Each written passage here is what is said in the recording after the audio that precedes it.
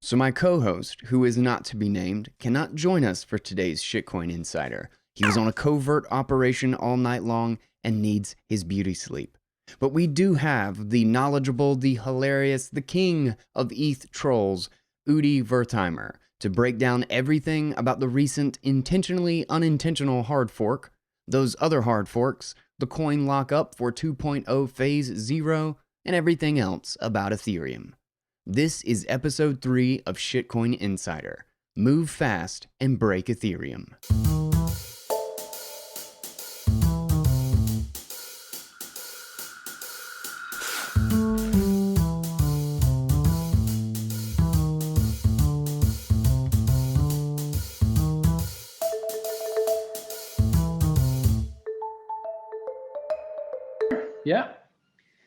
Yeah. All right. I Well, hope. this is I hope I Shitcoin won't. Insider. So, this is kind of like, I try to be like really nice and like sweet to shitcoiners and altcoiners and all that stuff most of the time. So this is my guilty pleasure. This is where we just rip them a new one and have fun. So welcome to the show. Thank Mr. you. Udi, it's a pleasure to have you. And it was awesome meeting you also at BitBlock Boom, by the way. It was. It's a pleasure to be here too. I find it. I had no idea that it was. I actually recognized you from your before it was deleted Twitter handle or your Twitter picture. Did you? Yeah. Usually I can't tell. Well, you mean you had your sunglasses on, and you were the only one there with sunglasses on because it was dark, and so like that really like stood out, right? And everybody else is a cartoon character, so. Yep. Yeah, it's easier to recognize, I guess. With my sunglasses on, it's easier to recognize. So you're a big pro Ethereum dude, as I hear, and I am. You know what's going on with all this mess. There's some Ethereum 2, and then I think there's like Ethereum 1.4 and like 1.5 that has just like broke off, and they're doing their thing. And I don't know where we are right now in this space, but I want to get an overview of for anybody who's let's assume somebody who's listening to this is just starting to dabble in shit coins, and they're just getting their hands dirty, and what the hell is Ethereum? Oh wow, this is a tough question. So there are two answers for this. There are the things that Ethereum people say that Ethereum is, and then there's what Ethereum actually is, and it's not very similar. It's not really. It's really two different explanations. What's the marketing gonna be? What are the Ethereum people gonna say? Right. So I guess the hype for Ethereum would be one. There's the whole world computer thing that. I don't know, like it seems like official Ethereum people don't like that meme anymore, but I think that everyone else still uses it. Mm-hmm. Which means, what does it mean to be a world computer? I guess they would say that it's a thing that runs programs and everyone can run the programs. I don't even know what that means exactly. Like people would say, well, Ethereum is an uncensorable computer. There are two problems with that. One is that it's not uncensorable because we know that things have been censored on Ethereum. The other is that like everything is an uncensorable computer. Sorry, an uncensorable computer. Like if you're gonna buy an iPhone and you put it in your pocket, then you can do whatever you want with your iPhone. So if it's yours, do you need somebody else's computer to do that? Yeah, like what's going on? And your iPhone is like a billion times faster than Ethereum too, and it's cheaper. So what's going on? So I don't find the world computer or uncensorable computer explanation to be very good. I think so. The way I like to look at it, which is, let's say, it's the less confrontational way to look at it, I think, is that Bitcoin is a digital asset first. It's I think most of us see it as a form of harder money. And the blockchain for Bitcoin exists in order to allow Bitcoin to exist. It's an implementation detail. It's something that is necessary to make Bitcoin work. It's not the point, though. Yeah. we actually don't even like it very much because it's slow and it's ineffective, but it is what it is. That's the best way we found. It's not going to Yeah, work it's in without the it. way. So Exactly. Ethereum kind of flips the script. With Ethereum, they have their token, which is Ether, but the token Ether is only existing in order to allow the blockchain to exist. So they see the blockchain as this big promise that will enable big things. They're not exactly sure why yet. What yet? Like what is it going to enable? It's only been 5 years. Maybe they'll figure it out. But the ETH token, really, the reason that it exists is to allow the blockchain to function. So it's kind of the other way around there, and that's why, if you're gonna ask ETH people like what the ETH supply is, they wouldn't know, and they don't care because ETH is an implementation detail for them. They don't care about the asset itself too much. It's there because it's needed in order for the blockchain to work. That's at least the narrative. So I think that's the big difference between the two. Now, what can you actually do with it? It's like, it seems like each year or so, some experiment pops up and is heralded as the next big thing and then abandoned the next year. So that's basically that's what's going on right now. Like right now you have like the whole DeFi thing, which is also like a word that I don't even know how to explain what it is. What is DeFi? Like everything seems to be DeFi. What's not DeFi? That's the question that I want to know. Yeah, like, that's what we did in our first episode. And it's funny, like the all the innovation on Ethereum. I swear I can't. Everything that I hear about and that somebody tells me is like the next like really, really big thing. Every time I look into it, it's just a new way to print a new token. Yeah. Like it's just a different box with fresh token printing in it. Like it seems like that every single time. Like I keep thinking like somebody's probably building something interesting on top of it. Like what is being built on it is basically it should be agnostic to Ethereum in a general sense. Like something interesting should be built over there. But every time somebody tells me there's a game changer, it's just painting. It's just painting some fresh ass token a different color or putting bananas on it or some shit, and it just blows my mind. Yeah, it's true. It's true, and I think the smart traders or the smarter traders, they realize this. They know that they're not buying their own shitty narratives. They just know that you need a new story every once in a while, and if that sells the tokens, then that's fine.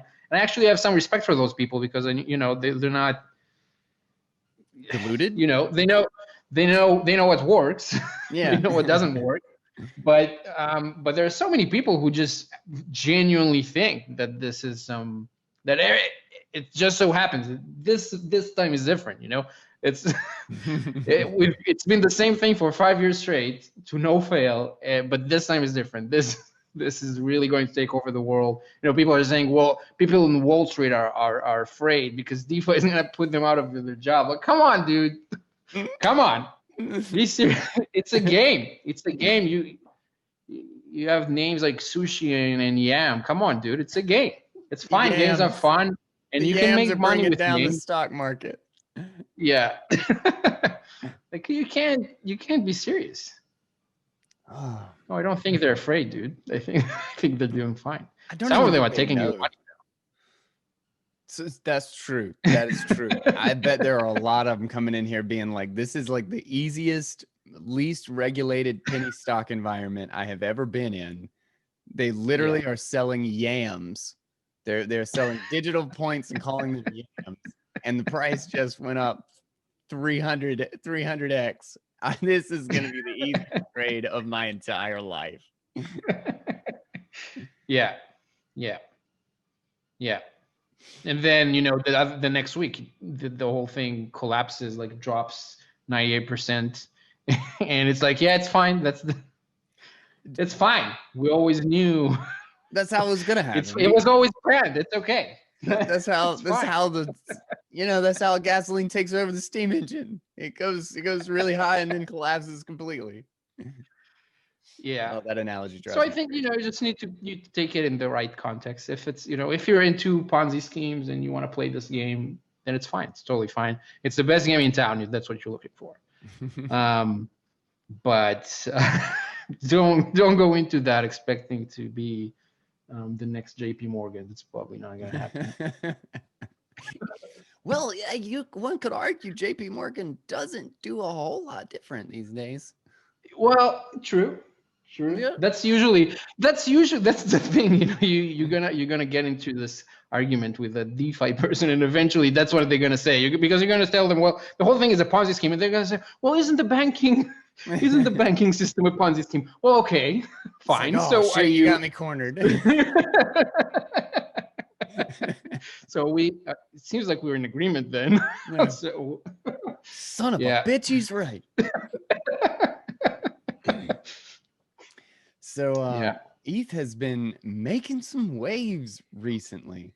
The whole world computer thing fell apart. I guess that really kind of fell apart like a couple years ago when everybody realized that it costs 10 times as much to do like normal computation, and you had to do everybody's computation just to do yours. Yeah. Which was just seems like a really bad idea for a computer. Well, you're in the 1% for realizing that. I think most people don't even. That doesn't even click. And so we've been hearing about when did ETH 2.0 start? Because like ETH 1 we know is not going to work, but luckily they're moving to ETH 2. Right. How long So has it going on? So this is amazing. So if you remember, I think ETH topped in late 2017. Depending if you're looking at the dollar price or the BTC price. If you're looking at the BTC price, it actually topped before. But 2018, didn't look great honestly for anyone in cryptocurrencies, but especially for ETH people, because it just collapsed and all of the narratives collapsed, and it was a pretty bad year. And what they did is, so every year they have the DevCon conference, which is an official Ethereum Foundation conference in I don't know, wherever. Yeah. And in the 2018 one, Vitalik went on stage and he announced Ethereum 2.0. That was the keynote thing. And he described many ideas. And, he didn't give a firm date, but, he said they're pretty close, that it's the culmination of research that they've been doing for a long time since Ethereum started, basically. That's the narrative is that since day one, they always said that they will need to do significant upgrades and changes to the way Ethereum works with things like proof of stake and sharding and whatever. And there was research going on really since day one, and they're saying, we figured it out. It's really just about coding it up now, and we have some of that ready too. So it's it's going to be a few months of effort. 2 weeks. TM. 2 weeks. I don't recall if Vitalik actually named. I don't think he named any date, but Okay. But then all of the other Ethereum Foundation developers who were there have a lot of media interviews in there. You can look them up in YouTube. It's pretty funny. You can see them talking about, probably by the end of 2018, we're going to have Ethereum 2.0 launched. So that was cute. And we're now at the end of 2020. And actually, so it's funny because it's really hard to say so Ethereum 2.0 is pretty complex, and they realize that it's basically a complete restart of the whole thing. It's completely rebuilding the whole thing from scratch, and they realize that this is a pretty Herculean task. So they have it done in stages, and there are, I guess, 3 main stages, and the first one they call phase 0, which is basically nothing. So the phase 0 is completely unusable. Like there's literally nothing you can do with it, nothing. And the idea is you're going to take your ETH coins and you're going to lock them up in a special contract that will not let you take them out of the contract, so they're stuck there. basically forever. And you're gonna start running a parallel network that takes those coins from the old contract and basically gives you staking rewards based on the number of coins you locked, but you can't move them. So you get somewhere there's going to be a number that's increasing for you, but you can't move them for any reason. You can't send them to anyone. You can't use smart contracts. You can't do anything. So it's kind of like a one-way peg. Like they're basically doing a proof of burn sort of to a new network. Okay. Yep. That sounds risky with Ethereum's contract history. Well, I mean, I think the main risk is like the idea is that in the next steps that are probably going to take years, but in the next steps you're going to be allowed to move those coins eventually, the new coins that you got. Okay. But the risk is like, yeah. But who says who's to say that it ever even happens? Because remember, phase 0 was supposed to happen in 2018, and we're in 2020 now. Arguably, so some people might have heard that Ethereum 2.0 launched recently, but that's not accurate. Like, first of all, they're talking about the phase 0 thing, which is completely non-functional. But even that didn't actually launch because they have this. They have this threshold. It has to reach a number of coins that's burnt in order for the thing to actually start. And I think they're at about 10% of the threshold right now. Hey. So yeah, it's nowhere near. Wait, what happens nowhere near being... if they don't get to 100%? What happens to those other coins? So that's a good question. I'm not sure. Like, what happens if you let's say you're one of those 10% and you deposited those coins or locked those coins in this contract, and the contract is designed to not let the coins out. And what happens if they never reach the 100%? I don't know. It's a good question. Are you locked out of your coins forever? I don't know. I guess what they could do is, I mean, the plan is that eventually when the phase 1 thing occurs or the phase 2 thing occurs, they're gonna fork Ethereum 1 to allow coins to come back. That would require a fork. So I guess what they could do is just do a fork to cancel Ethereum 2.0 if it gets to that. If like no one shows any interest, well, I don't think that's actually likely. But because worst case scenario, just Vitalik can deposit it himself. I'm sure he has enough ETH flying around. So that's true. You can just fill in the gap. Don't want to lose my 10%. So I'll just do the rest of them. So Ethereum right now is basically proof of work, GPU heavy proof of work network.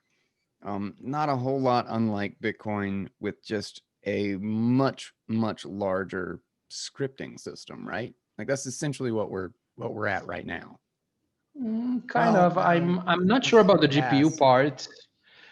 I honestly don't know, but I'm not sure it's. I think there may be some ASICs involved. I don't know. Okay, I'm sure somebody's made an ASIC by now. I haven't really kept up with it. So what is in ETH 2.0 that really changes how Ethereum works? Like, what's the supposed magic sauce that's supposed to fix everything? Okay, so first of all, everything is subject to change, but because it literally doesn't exist yet. But the idea is, so I guess the two big changes are probably proof of stake and sharding. So proof of stake means, well, it's not a full transition at this point. There's still the proof of work going on, but there's also proof of stake, which means that everyone can run the staking node, and they have this whole system for generating blocks, and they have this whole, well, it's a complex thing of how it works, but like it's not the proof of, it's not your grandfather's proof of stake. It's not what we used to talk about a few years ago. They really made it complex, like Ethereum people may do. Mm-hmm. But you stake some coins, you validate some blocks, and if you don't cheat, you're gonna get some coins. So that's extra inflation. So actually what's going on right now is that the inflation is going to increase because the mining rewards are not going down. They're staying the same. But then they're also going to be staking inflation added on top. So okay, so in the short term, they're actually just adding additional inflation. So they're leaving the mining rewards and adding the staking rewards, because everybody I ever debated with kept telling me about how the issuance was going to go down. But this is only if they complete all the way to phase whatever and full on go ETH2, right? Yeah, I mean, I guess you could argue that if they don't complete the thing, then the staking rewards never actually come into effect. You could argue that. That's right. That's right. Yeah. But assuming that eventually does launch, then you're going to have, for this period of time, it's probably going to be like 2-3 years at least, that you're going to have mining rewards and staking rewards at the same time. And for this period of time, the inflation is bigger than it was basically a month ago. Yeah. So it just hard forked like a couple of days ago. And or maybe a week ago now. And this was not maybe it was on purpose. See, I don't even know anymore. I don't know if this was part of the plan or what. Break down what the hell just happened like 4 days ago, 5 days ago, whenever it was, with the random ETH split. And is it still split? Is it still like persistent? No, I would say the situation is resolved at this point. But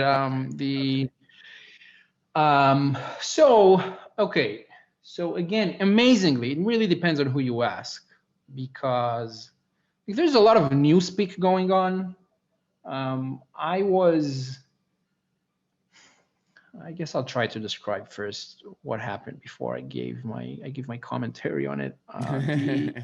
They kind of so Ethereum has multiple implementations, right? There's one, probably the most popular one is called Geth or Geth, which is stands for Go Ethereum because it's built in Go, and it's kind of the official one as far as the official thing go. It's basically developed by the Ethereum Foundation, and I think it was the first one, at least the first one that was live. And you also have a bunch of other ones. There used to be Parity, and Parity was kind of dead because they stopped funding it. It wasn't Ethereum Foundation, it was someone else. And then someone else picked it up. They changed the name, I think, to Open Ethereum or whatever. So anyways, there are there are probably like 4 or 5 different implementations. And Ethereum, unlike Bitcoin, did they hard fork to get all the, wasn't a parity bug separate from the DAO? Did they actually hard fork to get all those coins out of parity? They did not. The parity coins are still stuck. Oh, that's probably why that died. Well, yes. I mean, it depends again on who you ask, but if you ask me, then yes. Yeah. So there is a lot of animosity there, and I'm sure it's related. I can't imagine.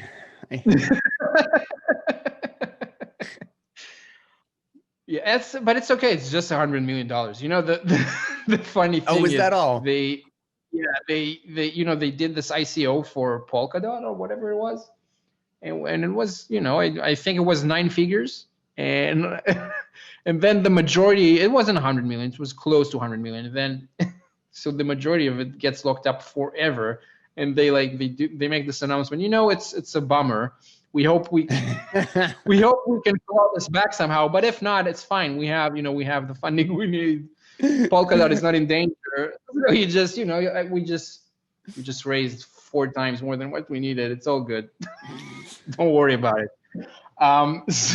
So the project is okay, everybody. I know this is your top concern. we just lost like, $50 million. It's fine. It's fine.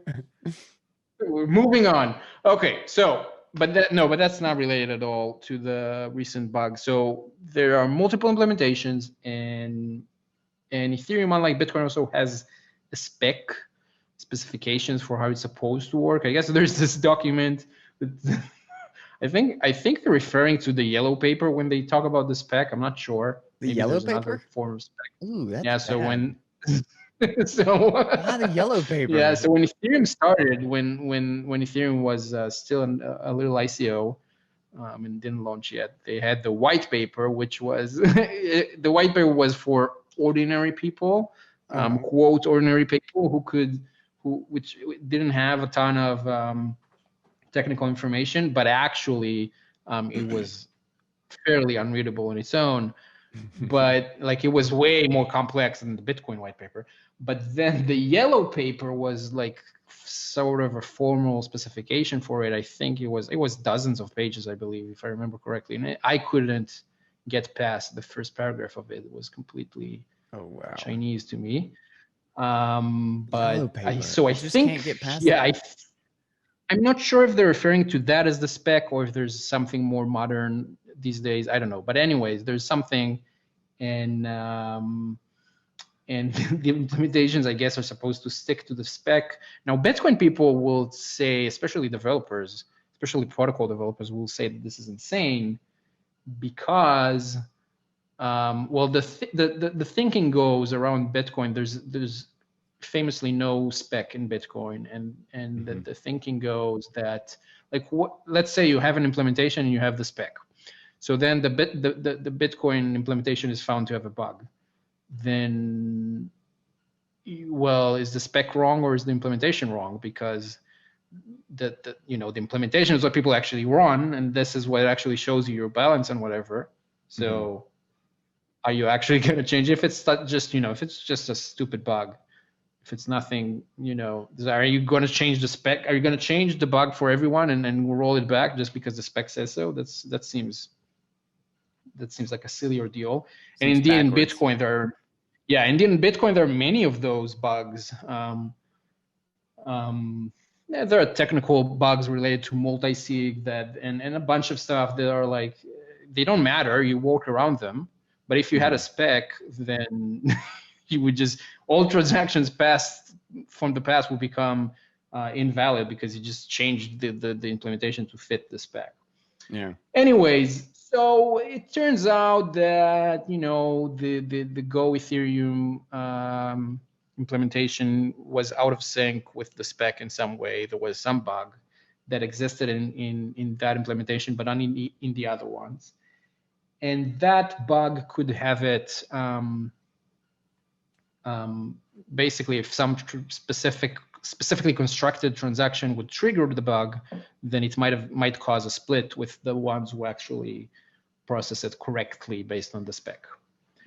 But the thing is that Go Ethereum is the most popular implementation. There are other ones, but hardly anyone uses them. There's one that is used by maybe a small percentage of people, and the rest are almost not used by anyone. So the stance of the Ethereum Foundation is, our implementation was not in sync with the spec, so we changed it to be in sync with the spec, and there's nothing to say about it. Basically, we just changed it, and that's it. And you should have updated. It's your job to just update it. And they didn't. They changed it back to be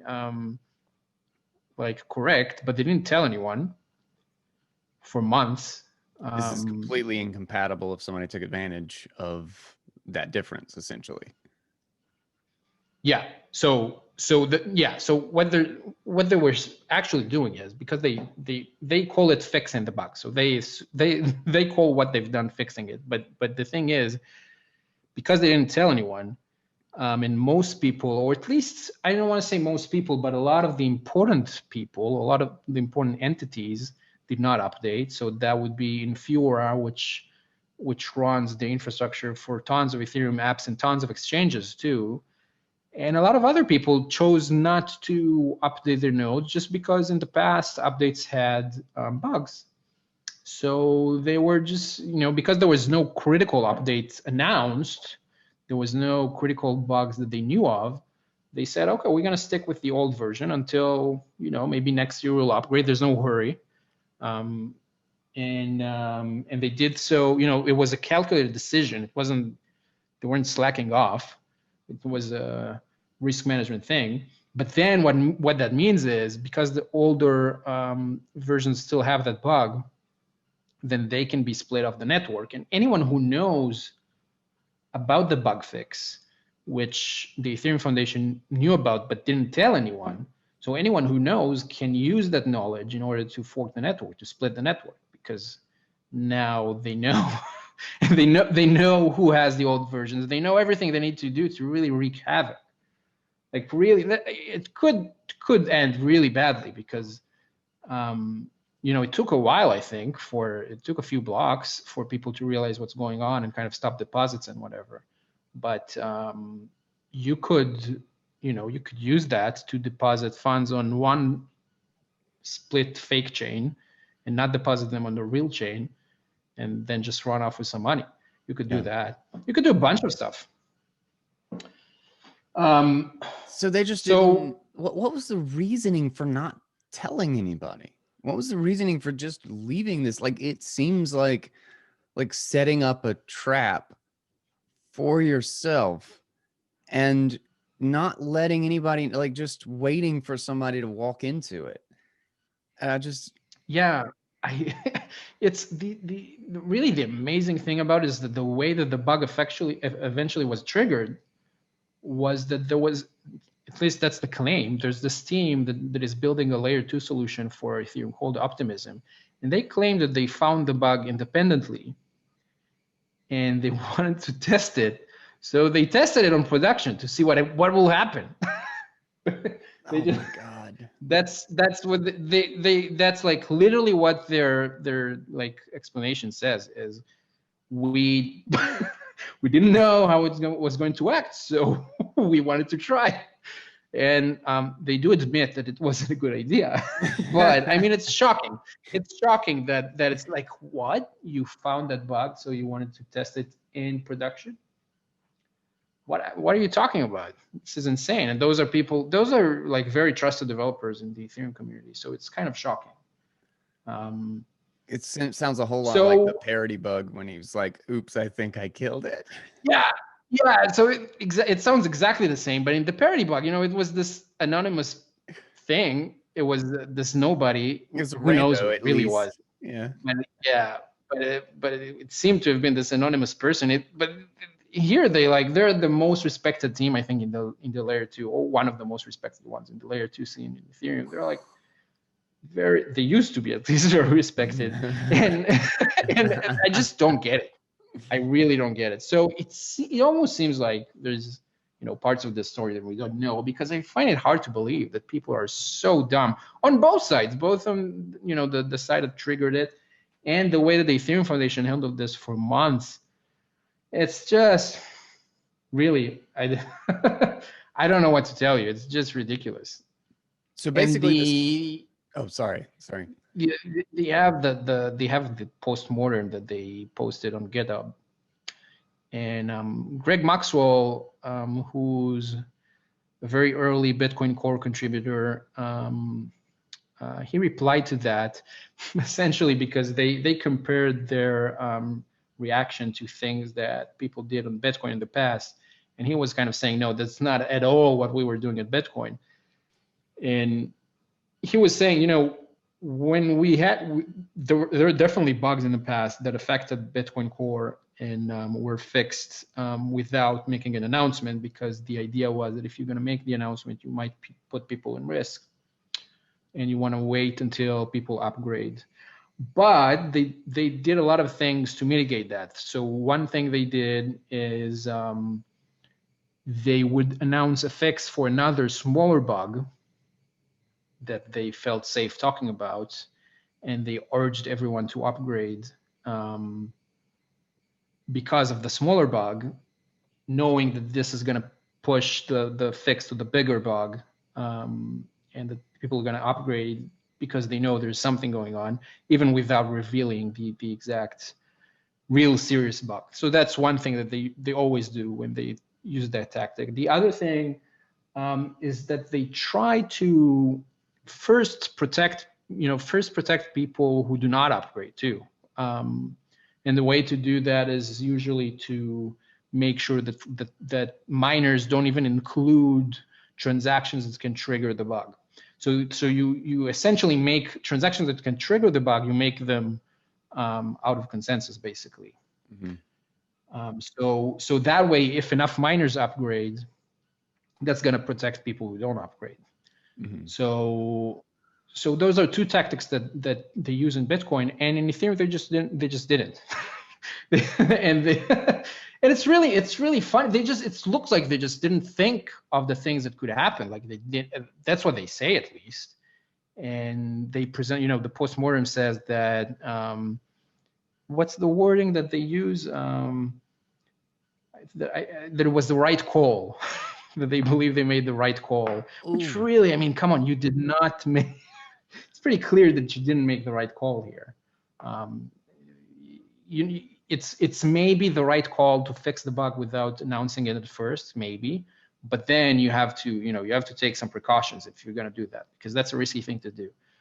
And they just didn't take any precautions whatsoever. And it's been like, I don't know, 4 months, 6 months, I don't even remember the exact, but it's been a few months since they did that. And when were you planning on telling people? Like 2025? When Ethereum 3.0 launches? When were you planning on telling people?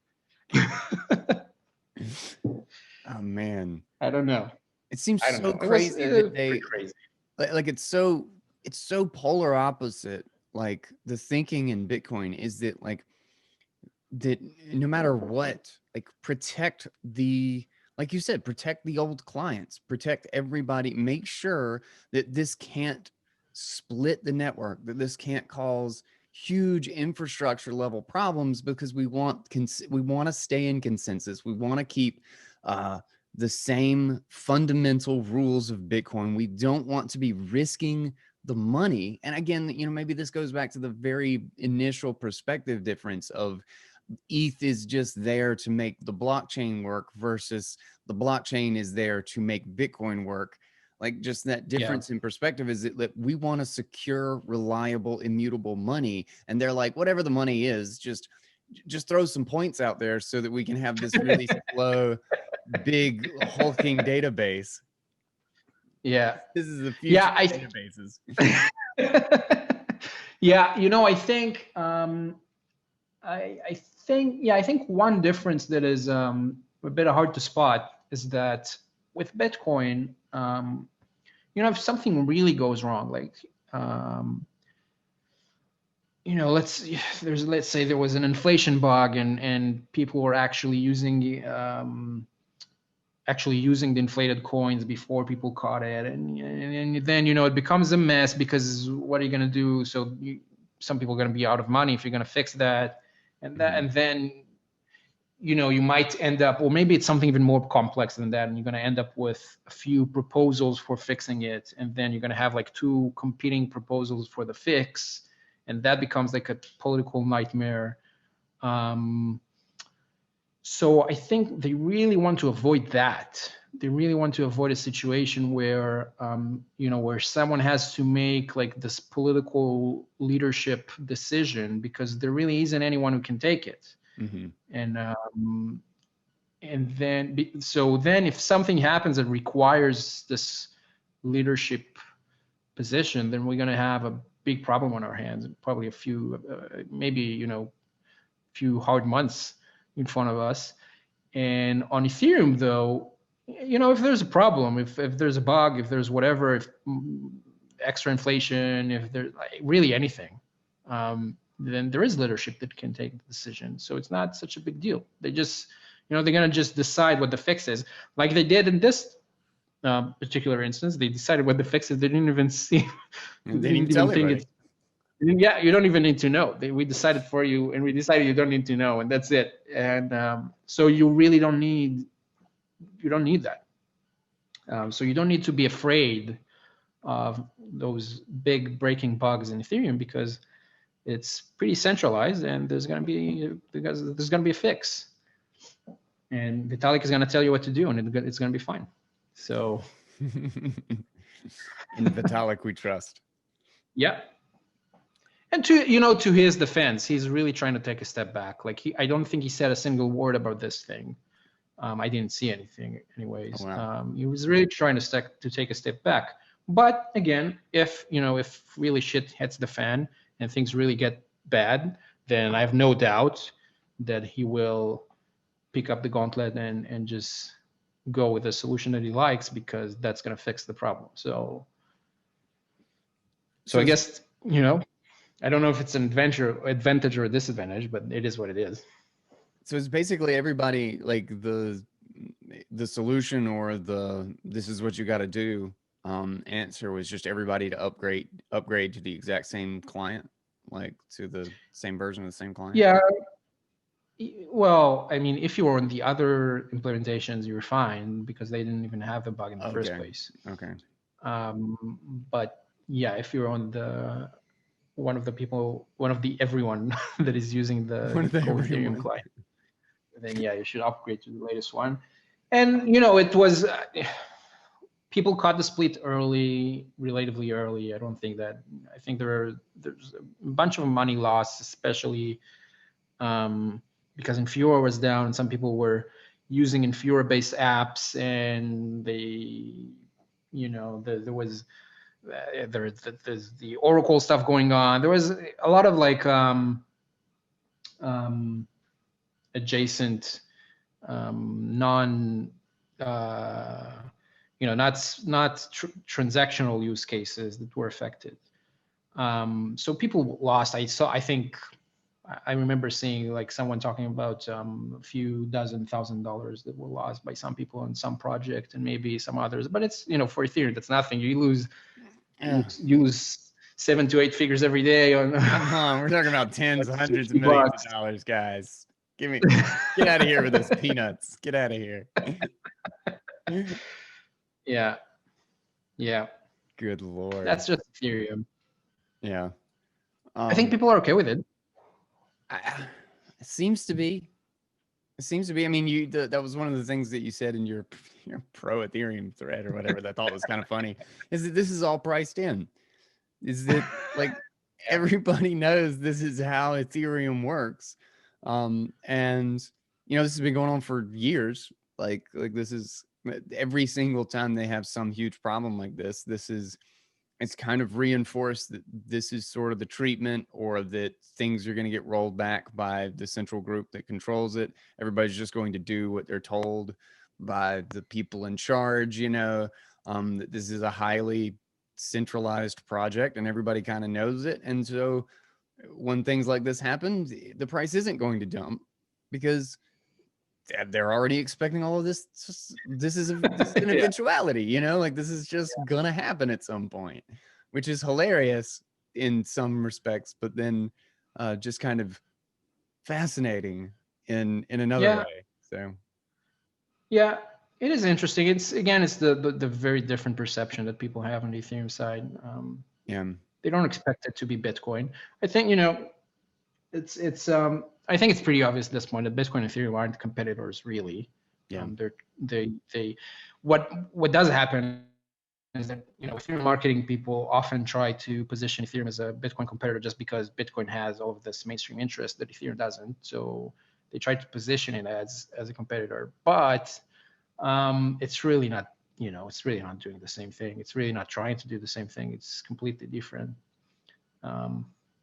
But funnily enough, what the Ethereum people will usually tell you, well, yeah, Ethereum it's not the same as Bitcoin. It's completely different, but you can build Bitcoin on top of Ethereum, so we don't need Bitcoin. One day, someone's just gonna migrate Bitcoin onto Ethereum. That's it. So could that be a better example of them not understanding how Bitcoin works? Yeah. I think it's more likely that someone is gonna migrate Bitcoin onto Google Sheets. Than to Ethereum, but we're just going to put Bitcoin on top of the bank, and it will be the same Bitcoin. Well, it will be cheaper and faster than Ethereum, though, so I don't see why not. But Exactly. Exactly. And that's what but wins. yeah, if we're gonna migrate away, then I don't think we're gonna choose Ethereum. But fine, you could pick anything. You could, but you're gonna go with Ethereum. I don't think so. Are But we yeah, gonna how many stages of Ethereum 2 are we gonna get? And do you think this is gonna keep happening? Like is this just gonna be like a regular occurrence during all of this? what you mean, like those bug things, Yeah, just forks or and I just the can't phases? imagine that these phases just don't have headache on top of headache on top of headache here. Um, it's again, it's part of the marketing machine. The phases have to be very big and disruptive. That's kind of the point. Um, yeah, that's again, that's a very different thing from Bitcoin. But they want it to be this main event that everyone's going to talk about. It's going to affect you and disrupt you, and so it's kind of designed to be that way. Yeah. It's kind of unbelievable because the point. What I find interesting in Bitcoin as as a money is that I know what it's going to be like in 20 years from now. I know Yeah. what to expect. You could just lay That's it out. You know exactly what's yeah, coming. Yeah. and that's like, if we didn't have that, I wouldn't be interested. That's the thing, because I can buy stocks, I can buy bonds. I don't need a blockchain based penny stock. I have other penny stock. I don't need that. I get that it's cool, but I don't like. It's not particularly attractive. The thing that makes Bitcoin different than all of the other assets that existed before it is that you know what's going to happen in 20 years, and they just threw that out of the window. Like, you don't even know what's going to happen next month. I mean, you seriously don't know. No one can tell you in the universe. Nobody can tell you what's the Ethereum inflation going to be in a month, because they don't know if this 2.0 thing is going to activate tomorrow or in 3 months. No one knows. So it's impossible to tell you. It's not even, it's bigger than the supply gate thing now, because that was like more of a technical thing of how do you count. But now they literally don't know what the inflation rate is going to be in a month. So like, what's the point of the thing? Lowest viable something. Don't you know? Oh yeah, the minimum viable inflation. That's Just the a meme. minimum viable inflation, which is a great Yeah. way of saying nothing specific. I don't know. We'll figure it out when we get there. I mean, doesn't the dollar have minimum viable inflation? That's the point of everything. Yeah, and right now it just happens to be $6 or $7 trillion a year. That's the minimum viable one. That's the we looked into it. There was the research. We have charts. That's the minimum viable one right now. Unfortunately, the world is gonna go to hell if we don't do this right here. Yeah. It's this. When is phase 1? Or is that even There's no date. There's no date. Okay.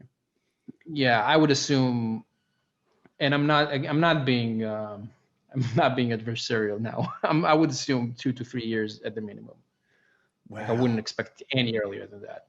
Is that when like major code changes happen? Like, that seems crazy that phase 0, these people are just like signing themselves up for this. Like, well, as you can see, not a lot of people are signing up for that. It's actually very unattractive. That's a very good. It's not a very good deal. But yeah, it's gonna be this thing where people are gonna there's gonna be a lot of marketing involved. There already is. Like, if you're looking at Ethereum influencers, then they're pushing this stupid narrative that you should be validating your Ethereum 2.0 node or whatever and get your coins, and you need to buy 32 ETH because the minimum to stake is 32 ETH, and you need to do it now before it reaches like $5,000 per coin, and you can't afford it anymore. That's just ridiculous, really. There's no, like, it's. By the way, this is, I think, an important thing to know. If someone actually, because look, I don't hold any grudge if someone is actually interested in Ethereum and just because here's the thing. Okay, this is an important thing to know. In Ethereum holders, really, if someone is an Ethereum holder today, you can assume that they're not very smart, okay? Because you should have sold in 2017, which is what a lot of smart Bitcoiners did. They invested in Ethereum early on, and they sold in around the top in 2017. So if you're still bag holding for years, then you made a wrong turn, man. So what that means is, now it's still worth a lot of money. So if someone bought ETH in 2015, it's still worth a lot of money now. Just not as much as it could have, like about I don't know, 30 times less than it could have. I don't know the exact numbers, but I'm probably exaggerating, probably more like 10 times less. But so it could have been worth more. So you made a mistake there. So what we have is, we have a lot of rich people, and they're not very smart, and they keep gambling their money. So if you know what you're doing, there are a lot of opportunities there for you to go in and take their money, basically. They keep creating those opportunities for you. So I have no grudge for people who find interest in looking at those opportunities and trying to take money away from ETH plebs. I think it's a very a virtuous thing to do. And so if you're someone who's looking at Ethereum 2.0 and you're thinking, well, is there an opportunity there? Then I would just point out to you that the whole 32 ETH meme is just a meme. You don't need 32 ETH in order to stake. You can buy as many ETH as you want, and then you can just pool them.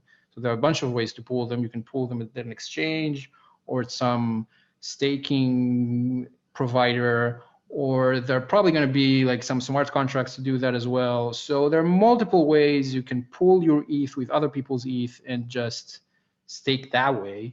You don't actually have to own 32 of them if that's more than you can afford or whatever. So just keep that in mind. Most of the memes around staking are just memes.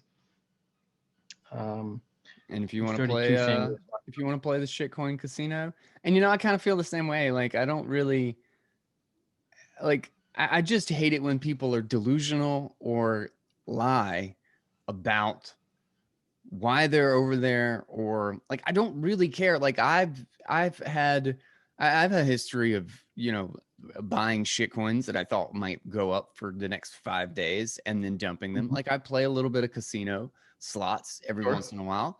And so, like, I don't have really anything against people personally, but I just think it's a terribly stupid thing to do. And I hate it when somebody goes in there delusional, thinking like this thing's going to change the world. And I don't have one good piece of, and I've really tried. I really have not just totally passed this off as like all of these are shit coins or whatever. I really tried for a really long time. One of my original ideas of the show was I was going to go through like with the crypto economy before it became Bitcoin Audible, was I was going to go through and I was going to like have audio for like 100 white papers for the top coins or whatever, and really dig in to see if any of these things had something useful. I was really interested in Namecoin at the beginning. It seemed like it would be great to have a decentralized business. Yeah. But it just kept getting, it just seemed the longer and longer that things went on, it seems so obvious that all of the mindset of all of these things were totally backwards. And I don't know. I just don't. I just hate to see people get butt raped in these projects. just have their money just stolen from them while they're squealing at me about how this is going to change the world. And I'm like, dude, there's not even sad. It's so sad. It's so sad. I feel so bad for a lot of the people, but then they call me stupid, and I'm like, man, I'm trying to help you. God. Yeah, people have to learn on their. I think some of us have had it easy in a way because we, especially if we joined the space before it really became like super commercialized in 2017. Yeah. Then we had the chance to see, to have a view that people today don't have. And I definitely benefited from that. Yeah, it used to be easier to look at Bitcoin and say, okay, Bitcoin is obviously like the thing, and the rest of them are, it's most. I'm interested. I'm gonna look. I'm gonna be cautiously optimistic. That used to be easier. Now, like you're probably not gonna even hear of Bitcoin first. No, well, I'm exaggerating, but it's very possible that some marketer is gonna get to you with some other coin before you really had the opportunity to learn about Bitcoin at all. Um, And so then they'll teach you about Bitcoin, and it'll be about how slow and expensive so and yes, steam engine technology that it is. yes, the MySpace of crypto. The pain is so real. Dear God. So it's I can I can understand the.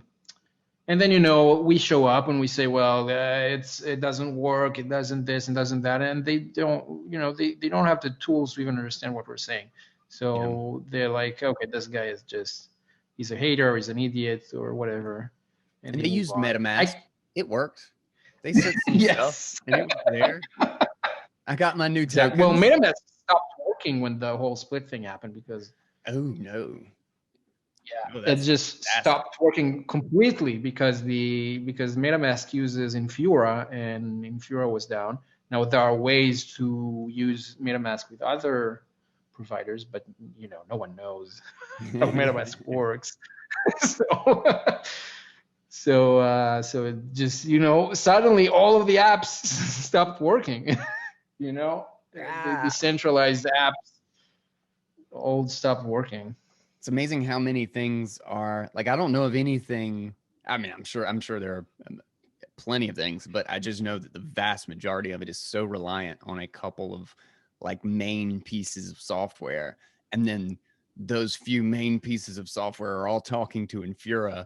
Like it's amazing how much can go down and how quickly with just a few pins pulled out of the gears of the system. And Yeah. oof, it's just really lots of single points of failure from Yeah, my and there perspective. each of them is the single point of failure. Like it's like reverse multi-sig. With multi-sig you have like you have the benefit of if a few of them go wrong, then you're still fine. With with Ethereum, they keep adding on single points of failure. If any one of them goes goes down, then everything goes down. That's like, why are you doing this? This is just bad. Like It's like a it's 15 to literally 15 safer. multi-sig and everybody and they're distributed everywhere. We lose Yeah, any yeah. one It's like key. it's like safer to use any centralized service. It's literally safer because then only one person can fuck you. Now, in most Ethereum apps, you actually have like multiple parties who can screw you over, each independently. Why would you want that? That's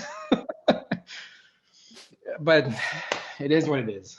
Well, It is maybe what it is. well, at least optimism may have like a at least bright vision for the future, whether or not they break it for everybody else. They're gonna break everything until there's nothing left to break, and then Ethereum will be resilient. That's the plan. We optimistically smashed the entire Ethereum network. We're so sorry. Oh, They're Jesus. really smart. They're like really a lot of like the smartest people in Ethereum are there, in my opinion. I don't understand. I really don't get how that happened. I don't get it. I don't know. What an interesting thing. You think we'll actually get Ethereum 2.0? What's your if you had to bet? If you had to bet on it. Well, yes, but maybe not in the way people think. The thing about Ethereum stuff is that you can always change what the words mean.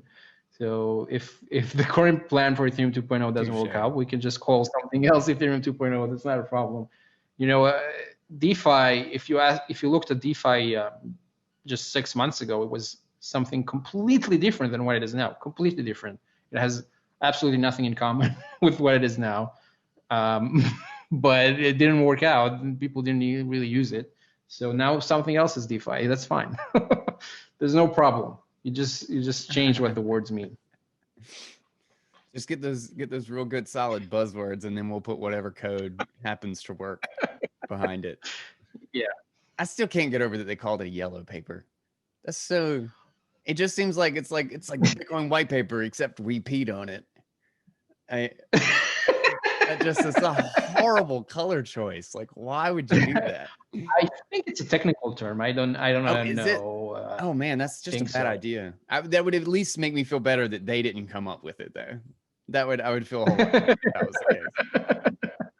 No, I mean, I think they didn't come up with it. I think I'm not sure. I think like maybe I'm wrong. I think that's what it means. Like the yellow paper is more. We'll give them the benefit of the doubt. We'll give them the benefit of the doubt. That was 5 years ago, 6 years ago, whatever it was. All right, man. Well, yeah. I think we've pretty much covered. We now know what Ethereum is. You now know what Ethereum is a world computer run by some dudes who will break it and won't tell you, and tell you. But it's fine. They get you back. It's okay. Fix it then. They'll fix it then, and they made the right decision. Just download whatever files they send you, and install it, and you'll be good. You'll be good. Yep. Oh, man. Well, dude, I appreciate you coming on the show. This has been a blast. What you got to show? I'm sure you got some good stuff for the Shitcoin Insider audience here. Well, now that I'm no longer on Twitter, I deleted my Twitter account. I'm out. You monster. Yes. So now that I'm no longer on Twitter, I recommend everyone and anyone to keep following my escapades on havefunstayingpoor.com. This is where I am right now. Sign up and you can see all my crap. That's it. Do I get most of that in the Pro Ethereum channel, or do I need to go to Have Fun Staying Poor? No, it's a completely different. Pro Ethereum is for, we have Ethereum whales there. We have, the top Ethereum investors are subscribed to Pro Ethereum alerts, and they get all of the Pro Ethereum data. So that's for people who are Pro Ethereum. If you're not really into Ethereum, then havefunstayingpoor.com. That's the place for you. All right, I got it. I just joined. I can't believe I didn't know about this one. I feel like I was out of the loop. I'm so glad I had you on just so I could fix this. Amazing. All right, dude. Well, I'm gonna give some hell to my co-host for apparently maybe not waking up or just totally forgetting that it was today. And I'll bitch at him and tell him about what a wonderful time we had. And maybe we can do it again in like 3 or 4 years when ETH 2.0 phase 1 starts. ETH phase 0.3 starts. We decided to skip ETH 2.0 and go straight to X, ETH X. I like that. It'd be like the Xbox. Yep. Cool. Okay, this was fun. Yeah, dude. Thanks a lot. I appreciate it, dude. And next time. Later.